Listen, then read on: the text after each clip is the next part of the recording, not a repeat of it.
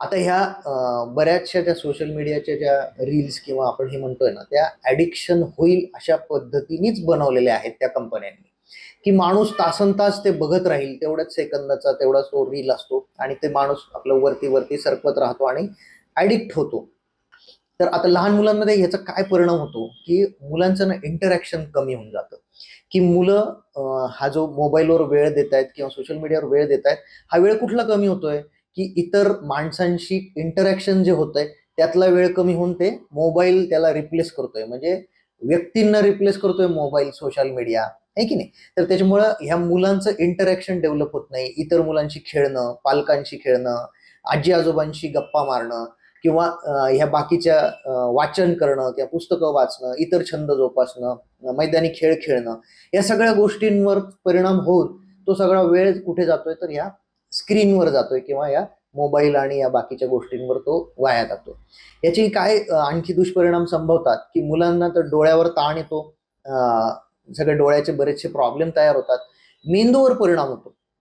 ह्या long term social media आणि मोबाईलच्या वापरामुळे मेंदूच्या काही ज्या मेमरीसाठी ज्या आवश्यक गोष्टी आहेत किंवा काही स्किल डेव्हलपमेंट करणारे जे एरियाज आहेत मेंदूचे, त्याच्यावर परिणाम होतो. त्याची वाढ होत नाही, कारण हे कमी वयातच हे मोबाईलचं वेड बऱ्याच मुलांना लागतं. त्याच्यामुळे त्या मेंदूच्या कामावर पण पुढे जाऊन परिणाम होतो. दुसरी गोष्ट, मुलं एकलकोंडे होतात, त्यांना सोशल इंटरॅक्शनच माहीत नसतं. त्याच्यामुळे समाजामध्ये वावरताना ही गोष्ट सगळ्यात महत्त्वाची असते, की मुलं इतरांशी कशी वागतात, कशी बोलतात.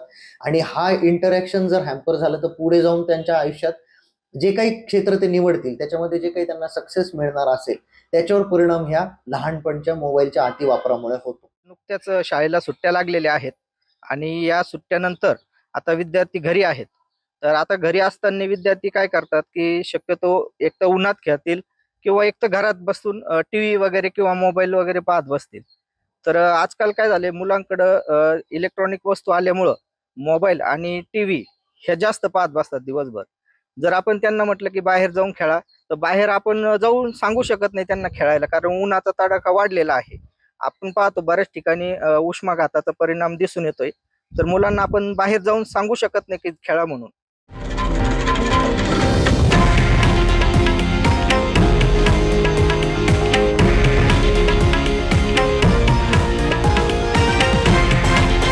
हे आहे देशातील नंबर 1 न्यूज नेटवर्क आणि आपण पाहत आहात TV9 मराठी, एकमेव.